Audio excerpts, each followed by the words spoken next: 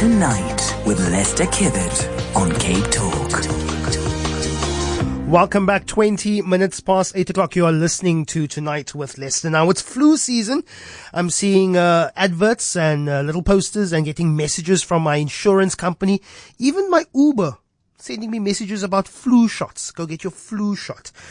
And it's all very well to prepare yourself for being sick, coming down with a bug, but sometimes it's our own body telling us to slow down. I'm talking about exhaustion, and many of us, millennials, we into the gig economy. Many of us have more than one job. This is my second job for the day. I finished working this afternoon at about 5, and then I came to this gig. And maybe it's that tells our bodies, actually, you need to slow down. But many of us still push through. We push through those symptoms because why? We have targets to meet. We got to make that paper. We got to make money. And we want to be part of a team. So that's why we brought on Thabang Tlaka, who is a clinical psychologist, to talk to us about why do we put ourselves through this. Thabang, thanks very much for joining us. Good evening, Lester, and to all the listeners. Now, Thabang, work often has to come first, in this modern economy, and with the average work week only getting longer. Some of us work 40, 45, sometimes even 50 hours a week. Sometimes you're not sick. Sometimes you're just tired. Do we actually factor in the mental health aspects, of hustling, of working these long hours?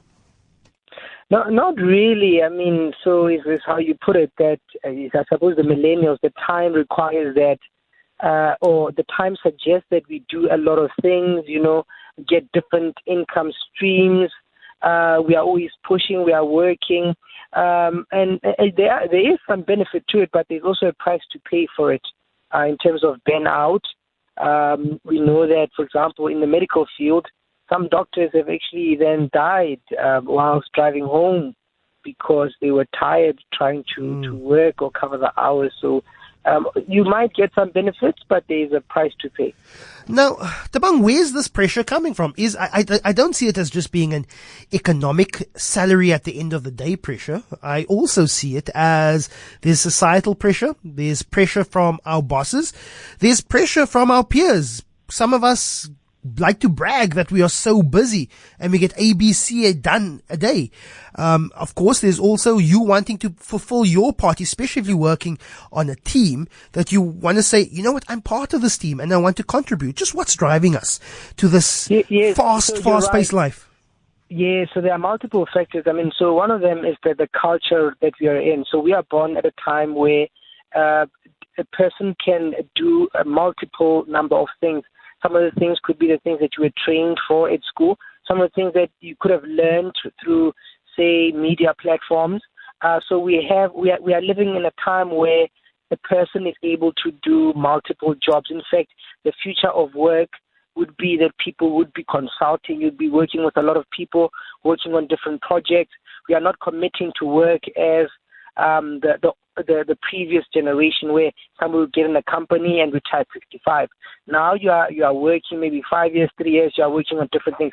So the culture that we are living in, so that's what also pushes us. The second thing, we are also a materialistic generation. It almost appears as if you haven't arrived if you don't have the house or don't have the car or you can't afford certain things.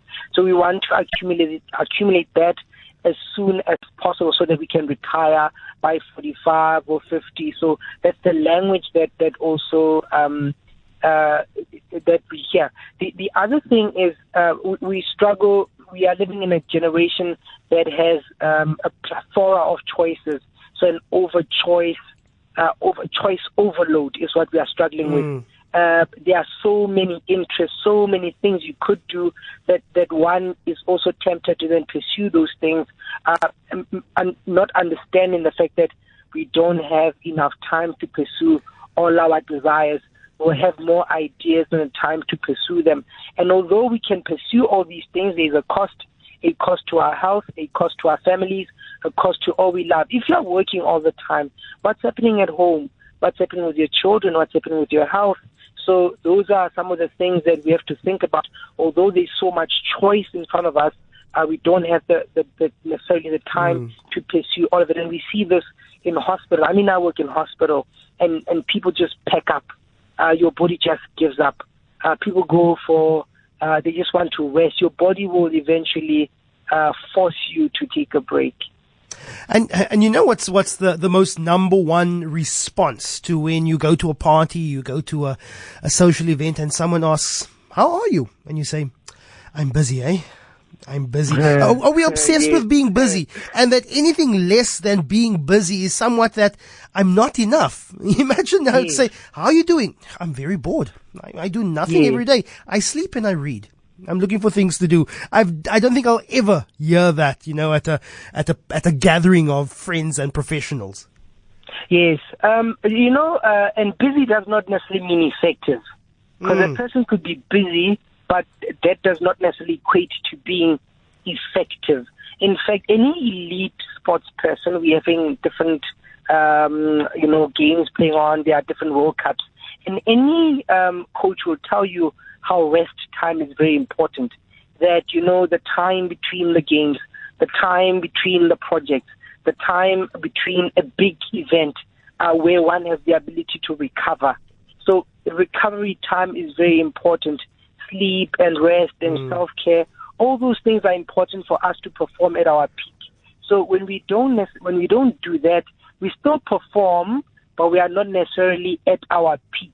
So we are running all the time, but we are not necessarily running at maximum and being efficient. So we are busy, but the question is, are we effective? And the other question is, let's look at what's happening to our professionals. We have a lot of people, a lot of mental illness issues.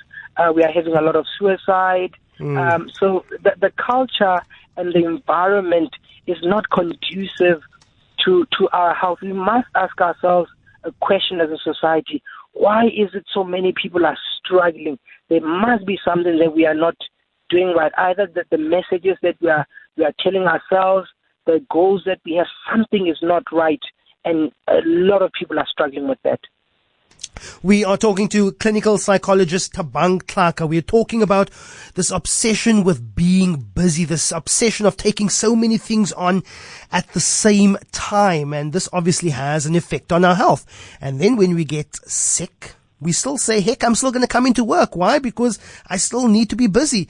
But here is a message that's coming on the SMS line, Thabang. It says, "Hi, Lester. I think when it comes to working when sick, it also ties into the fact that we may have run out of sick days, or we don't get them. Sick days that is, or we are off so often we are scared to lose our jobs." And this is a situation that I sat with, Thabang, last week. I took 4 days off last week because I had an infection.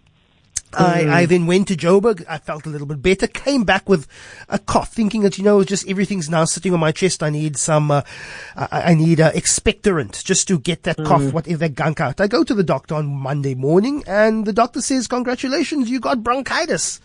I'm not going to call my boss and say, "Thanks for giving me off all of last week. I need more time." My doctor says I'm not contagious. I can't give it to anyone else. But I took that decision to say I'm going to come in. There are plenty of sort of decisions and negotiations with oneself that one needs to make before you even decide to go to work or not.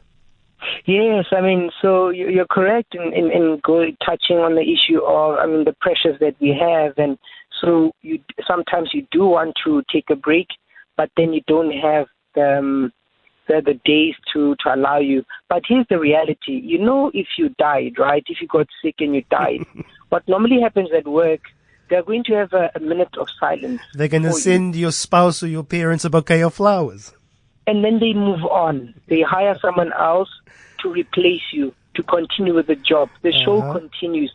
And you are not there anymore. And those that you love, and the relationships you could have built, you don't. So there comes a point where you have to decide what is important to you, whether your health is important, whether if it means that you almost have to lose pay so that you can live a longer life, I would say you have to think very clearly. And if that's what you have to risk, I would say think very carefully about what's important, because you can push yourself, but the myth is the truth is that, but there will be a price to pay. So it's all about what we are willing to pay. So although we can do this, you can do it. You can go to work sick, but we shouldn't be under the illusion that there are no consequences for pushing myself. It's like a vehicle. You know, when you're driving a vehicle and the service light is on, and you just keep pushing it and pushing it and pushing it and not servicing it. One day, that vehicle is going to park somewhere, and you just better hope you're not in a storm or a very difficult situation. I know plenty of guys that when the petrol light comes on, and they say, don't worry, I know my car. I know my car. But Thabang Tlaka, the clinical psychologist, next time I am sick, I'm not giving him my HR a doctor's note. I'm just giving them Thabang Tlaka's number. If you want to join this conversation, continue it, add something else, give me a call, 021-446-0567, or drop me a WhatsApp or voice note, 072-567-1567.